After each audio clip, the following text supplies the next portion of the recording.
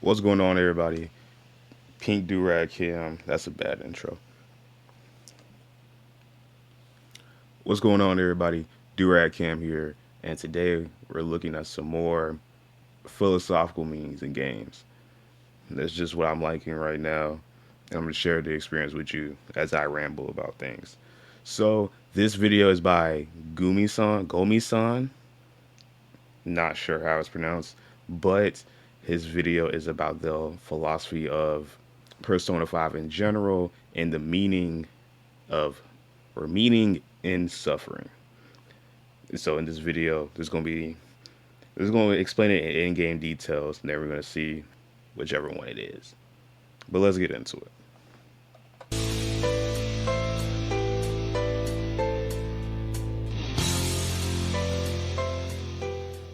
What does it mean to live? This is the question at the center of the third semester of Persona 5 Royal. At its core, the confrontation between Dr. Maruki. Okay, so maybe I need to maybe I need to explain a little bit about what this third semester is, just in case he doesn't mention it. In the game, there is an extra part. There's a whole extra season of summer that's added, and in this extra season, everybody's like ideal lives are brought to reality. Meaning that, let's say, like certain characters in the game, their parents have died, this and that, a whole bunch of other tragedies have happened. In this new season, everybody's dream worlds is like an actual reality, but it's not actually reality. Like if you lost a loved one, it's like, all right, you wake up in the summer, your loved one is still there. Your loved one's in the house. Everything's like as if like everything is was normal, as if like when they were originally there. So that's what he's talking about. We're talking about the third chapter. Like, is it better to live? Is it better to live in a world where everything is like what you want it to be, like ideally, or do you want to live in a reality where, you know, there is heartache, there are bad things that are going to happen that are outside of your control, things that are unfair, right?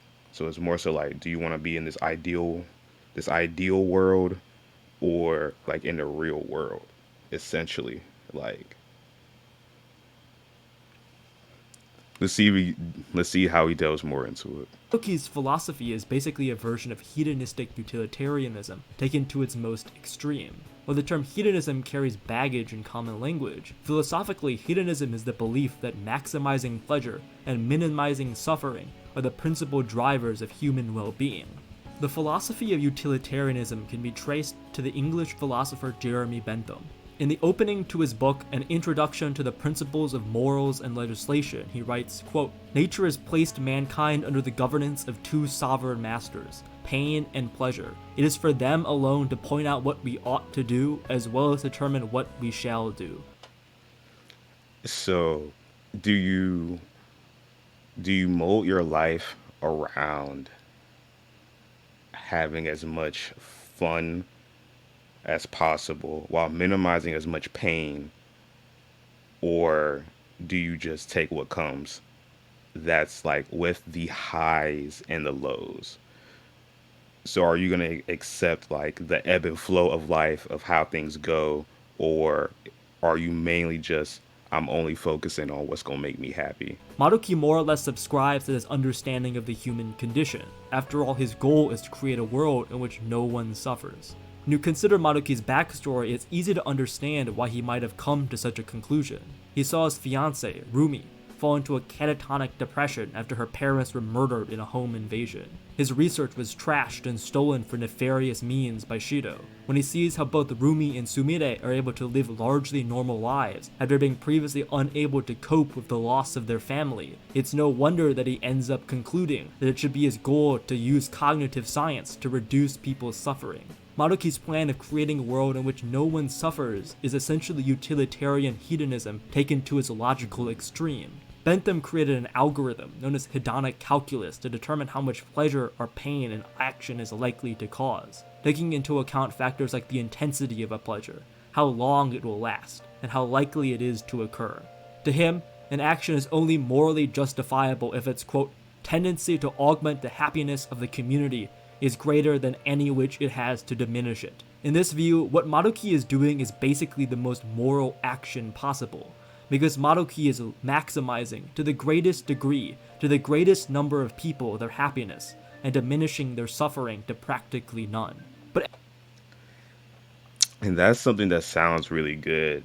Ideally, like ideally that sounds like yes, I would want to minimize as much pain as possible, but that pain and the bad things you go through and the bad experiences, that's all a part of life. And that's where it becomes like an actual like conversation of like what would you rather do, because life would be different if everything was okay. Right? You appreciate life more when you've been through the lows and then you get to the highs, right? And then just the fluctuation between those 2 points, that's what life is about. So in a sense, are you really living if you're not experiencing like any negative sides? Because there's two sides to every coin. anyone who has ever played Persona 5 Royal can tell you that the game goes to great lengths to stress that accepting Madoki's reality is the bad ending. But it's worth seriously considering the moral implications of the world that Madoki is trying to create. Returning to the lens of utilitarianism, it is undeniable that Madoki's reality would probably end up helping more people than it hurts. While the Phantom Thieves acknowledge this moral dilemma, it's not really something that the game grapples with to any serious extent. Bentham would probably tell the Phantom Thieves that they are insane, while there may be many groups of people, like them, who would derive more utility from living in reality than in Madoki's fake reality. The fact of the matter is that most people would probably opt into Madoki's reality, while the Phantom Thieves seem pretty staunchly convinced in the utility of confronting suffering. The reality is that most people never bounce back from such traumatic experiences. If not for Madoki's intervention, it's unlikely that Rumi or Sumire would have ever been able to live normal lives. That's a good point. That's really a good point. After everything I just said, there are people who, I'm just basically going to repeat what he said. After those tragic things happen, they don't bounce back. They don't ever really get back to a normal place after that. So it can be very appealing to some people if they've never been the same after a certain point. If you can give them an option to kind of like not have to deal with that, it's very hard. It would be very hard to turn down. I would say even for me, it would be hard to turn down. Which is probably why Sumire still seems concerned for Madoki after the final boss fight. Is Shiho really better off, having been sexually assaulted at the hands of a teacher and being crippled after an attempted suicide? Furthermore, if we take what Madoki says at face value, his reality would probably include the end of global poverty, warfare, and disease. After all, those things bring about a great deal of suffering, and I imagine that most people would probably be in support of the eradication of those things. Fundamentally, utilitarianism is a consequentialist moral philosophy, which means that the morality of an action depends only on the consequences of that action. In this case, because the end result is that the net happiness of society has increased far more than its suffering, Maruki's plan is moral, regardless of whatever means he uses to achieve that end.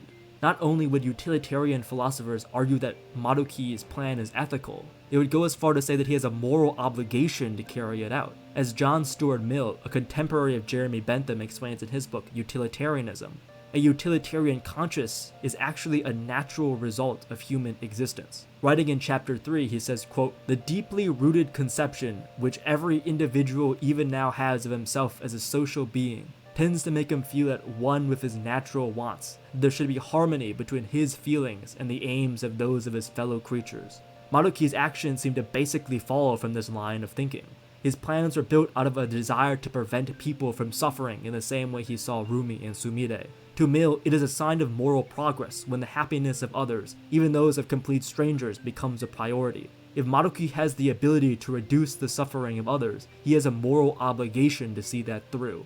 Consider the contemporary philosopher Peter Singer, who became famous for his positions regarding combating world poverty. In his well-known 1971 essay Famine, Affluence, and Morality, he asserts that, quote, if it is in our power to prevent something bad from happening, without thereby sacrificing anything of comparable moral importance, we ought, morally, to do it. Though that question of what it means for something to have comparable moral importance becomes the crux that defines the Phantom Thieves' opposition to Madoki. So if there are all these good reasons to believe that what Madoki is doing is just and morally good, then why does the game go to such great lengths to oppose his reality? Persona 3, 4, and 5 all revolve around some central thematic tenet. Persona 3 is about learning to face and accept death. Persona 4 is learning to face the truth and accept one's true self. Persona 5 is about learning to rebel against an unjust status quo. All of your party members and social links must combat some kind of trauma or suffering from their past. Futaba, Makoto, and Haru must confront the passing of their parents. Ryuji has to come with terms of having his dream of running track crushed forever. An must learn to cope with the tragic reality of what happened to Shiho. Yusuke has to learn what it means to pursue artistic beauty in a world that seemingly has no use for such an ideal, after he was betrayed by the man he looked up to, the man who raised him. The entire game of Persona 5 is a rejection of the binary understanding of happiness versus suffering that Madoki espouses, which is probably why the game goes to such great lengths to emphasize that what Madoki is doing is ultimately wrong, even if it comes from a place of good intentions. Persona 5 teaches that learning to confront suffering and not letting yourself be shackled by said suffering is an essential part of living. Okay, yeah. It's like I have the phrase I want to say. I'm trying to see if there's a better way to say it, but it's like it's a necessary evil, right? Like some things aren't gonna be in the world if it wasn't for something bad for happening. So even though ideally it's good to try to minimize all this stuff, there's still gonna be something missing if there is no suffering, if there is no bad things happening. There's a certain element of life that's going to be missing, a certain part of just human development that's going to be missing without it. Because everything, just like you watching this or anybody else, a lot of the stuff that you went through makes you who you are today. And some of you might say, even though I came from this bad situation or whatever, I'm proud of the person I am today, right? You were like, that's what made me who I am.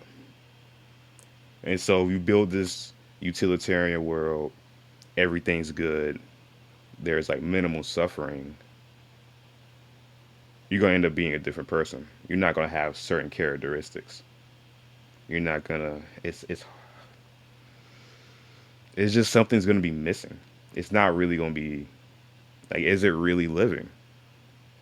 Because living is existing in good circumstances and bad circumstances. Imagine that in some distant future, a bunch of big brain scientists make a machine that can stimulate your mind into believing whatever pleasurable experience you want. Sound familiar? The third semester basically sees you living inside of an experience machine of Madoki's design.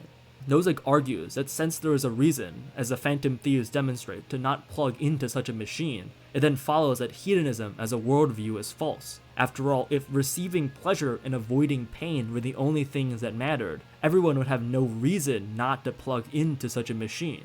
In rejecting Madoki's world, you as a player play out the argument as it's put forward by Nozick. So why is it the case that people like the Phantom Thieves are so vehemently against living in a seemingly perfect reality? After all, it doesn't sound half bad. In his book Anarchy, State, and Utopia, Nozick puts forward 3 reasons why we might choose not to plug into the experience machine. 1. We want to do certain things, and not just have the experience of having done them. Hold on. Run that back. My camera's blocking like the YouTube thing actually. Could use keyboard. Thieves are so vehemently against living in a seemingly perfect reality. After all, it doesn't sound half bad. In his book Anarchy, State, and Utopia, Nozick puts forward 3 reasons why we might choose not to plug into the experience machine. 1. We want to do certain things, and not just have the experience of having done them. The Phantom Thieves have only been able to grow because they've managed to take control of their lives in a way that never would have been possible in Madoki's reality. Second, we want to be certain people. To plug in is to commit a form of suicide, especially relevant in the case of Sumire. If you embrace Madoki's reality, Sumire is effectively erased from the world, every trace of her existence gone. Third, plugging into such a reality limits you to a man-made reality. You would be constrained by Madoki's designs and his vision. The world would have no deeper meaning than what Madoki wants for it. But even if we accept the utilitarian framework, it is evident that happiness built upon a lie is less valuable than its genuine bona fide alternative. Mm.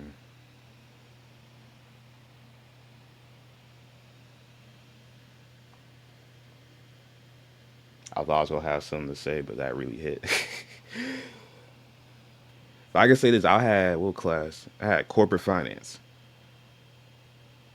Probably one of like the worst taught classes. I'm not gonna lie to you. Like the teacher, teacher was cool, but like I don't know. Everybody was kind of like didn't really. People didn't always know what the fuck was going on in the class. So when we had I think I don't know if it was the midterm or if it was a test. Like we really didn't go over any like actual math of corporate finance. We more so just talked, right? I ended up getting like a 90 something because I actually tried to understand like how to do the work and stuff. I felt I felt like the smartest man alive when I got it back and I got a 93 and I thought I had failed. And everybody else is like, "What? You got that? Like how'd you do that?" Da, da, da, da, da. It meant more because I actually did the work and then everything came into fruition. Like in the beginning I was like, "Man, this is like I don't know how I'm going to pass this." But that low of not knowing what the fuck is gonna happen, and then things actually going well, that meant a lot to me at that moment, because it's like, all right, I actually like understand what the fuck is going on. So I guess that's how you can relate it. If the happiness you're getting is from something fake or already made that didn't come from you progressing and actually like making an effort to make something change, it doesn't mean as much. But even if Persona 5 Royal is able to establish these limitations of a hedonistic understanding of the world, we are still left with the central question I posed at the beginning of this video. What does it mean to live? Sure, it might not just be the pursuit of pleasure, but what then makes life truly worth living? I've had this conversation with a lot of people, and that's really hard because it's really just what you value. And that, oh my God, that kind of makes sense to what everything he's talking about. What will make you more happier? Like you like living a life that you enjoy, right? That you you're like you don't do anything crazy. Like you find some work that you love to do, you have a family, you build a family, you have great experiences with them, have like, a good life, right?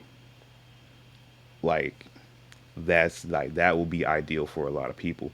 Other people want something a lot more. Like some people want to leave like their mark on humanity. Like they want to be like, and there's nothing wrong with that. That's something that's really admirable. But it's like very drastic differences. Like, do you want to leave your mark on humanity and be known after you're gone? Like, is that important to you?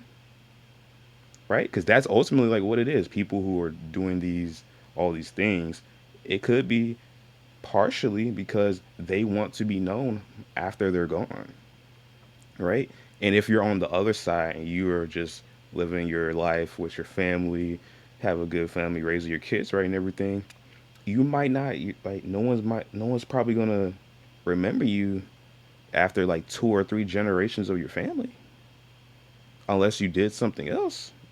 Be like, oh, your great great grandpa Cameron, but there's no like real tangible stuff to that unless there's pictures and stuff. But it's like outside of like that family, you're not going to be known. Like the world isn't going to know you. No one's going to know about the imprint of what you did unless like there's unless you've done something good enough for like the mat for like the world to like have a reason to remember you. I think Akechi in particular provides an incredibly interesting lens from which to examine this question. Because in Akechi's case, it's not simply a question of which reality is better, Dr. Maruki's or the real world. It's a question of life or death. As we learn on the final day, Akechi didn't really survive Shido's palace. He was only brought back as a result of Maruki's machinations. If Maruki's reality is destroyed, so too will Akechi. In Akechi's case, the question perhaps is not what does it mean to live, but under what circumstances is life not worth living? This is essentially the question that animated most of the writings of Albert Camus, the famous French philosopher and author. In the beginning of his essay, The Myth of Sisyphus, he famously posits that, quote, there is only one serious philosophical question, and that is suicide. Camus was principally concerned with the idea of the absurd, or the tension that forms between humanity's desire for order and purpose, and the cold, uncaring reality of the universe. The question then is, how should we respond to the absurd? If life is truly without any meaning or purpose, why shouldn't we just kill ourselves? Maruki's answer to this question is that he is going to become a god, and create a world without suffering. Maruki intends to replace the absurd with a new reality, a seemingly perfect one in which no one has to suffer that. Consider the case of Sisyphus, who is cursed to forever roll a boulder up a hill, only to have it tumble back down for the rest of eternity. To most people, this fate must seem like a nightmare, a living hell, but not to Camus. Camus believes that Sisyphus is, in fact, living a meaningful life. Sisyphus continues to roll the boulder, knowing full well that his efforts are futile. He embraces his fate and lives with a sense of purpose, embodying heroism in the face of the absurd. As Camus explains, quote, all Sisyphus' silent joy is contained therein. His fate belongs to him. His rock is his thing. His fate belongs to him. So back what you were saying, if life, like in terms of the universe and everything, if everything really has no meaning, right? Then like what's the point? And that goes back to what I was saying before, where like you have to find your own purpose in life, which is scary because if you don't have any like predetermined things that you feel like you're obligated to, you can feel like you're just drifting about. And that can be nerve wracking to some people. I guess that's just the thing. Like you have to find your purpose to keep going, find your purpose to be happy, and find your purpose just to live, and then find out what's gonna make your life have meaning and purpose. I kind of feel like I've been repeating the same thing like a couple of times, but again, it's I was just trying to take everything in. I'm really trying to think about everything. The companion to Camus' notion of the absurd is the idea of revolt. To revolt is to live with defiance in the face of the absurd. In choosing to reject the chains of oppression that once controlled their lives, the Phantom Thieves embody Camus' notion of the spirit of rebellion. But Akechi is the one who has most come to embrace the absurd. In the third semester, we come to meet the real Akechi, not the sincere detective prince, but the carnal Akechi, filled with unbridled rage, who can't be bothered to give a damn. In the final battle, when Maruki attempts to reason with him, Akechi simply tells him to fuck off with his high and mighty bullshit. Akechi, more than any other Phantom Thief, has been face to face with the bleak nature of the universe. His mother commits suicide after being ostracized from society for being a sex worker. He's bounced from institution to institution, nothing more than a problem to be dealt with. He spends his life trying to get revenge on his biological father, Masayoshi Shido, and is one day randomly gifted with the ability to enter the metaverse. Right when it seems like he'll enact his revenge against the man who he despises so much, he ends up dying in the hands of Shido's cognitive version of himself.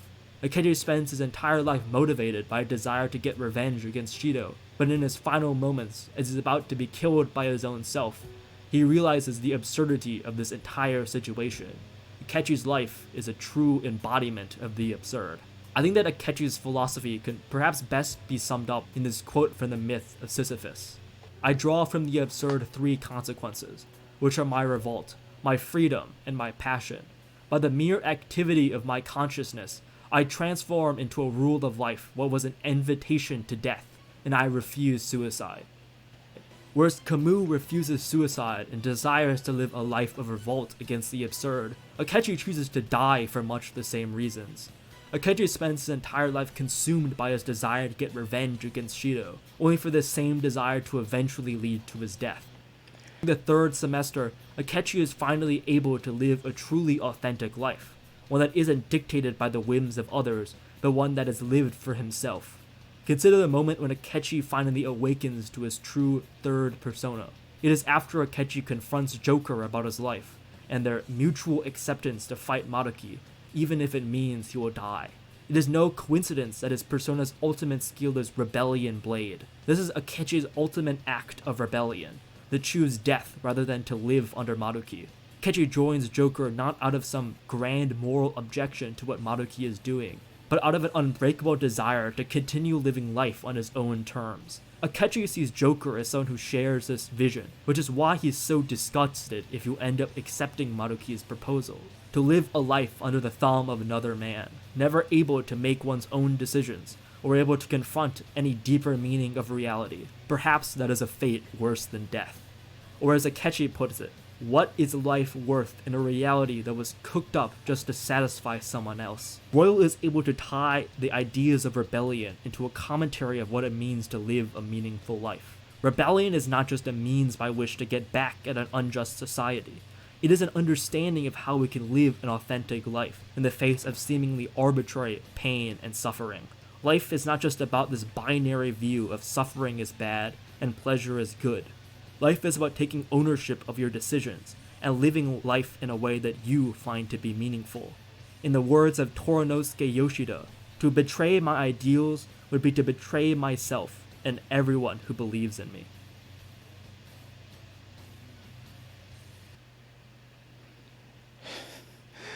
I'm not gonna lie, that was kind of a lot for me to think about and understand. I don't even know if I really added any valuable commentary, but I appreciate you guys for watching. I'll, there should have been a card up here in the video at the beginning of the video linking to Gomi-san's video. It's in the description. Make sure you subscribe. I'm gonna make sure I subscribe right now because I did not. I don't think I subscribed. Yes, sir. Yes, sir. Y'all go do that too if you watch the video, and go ahead and check out some of his other stuff. And I appreciate you guys for watching this with me, and I'll see you guys later.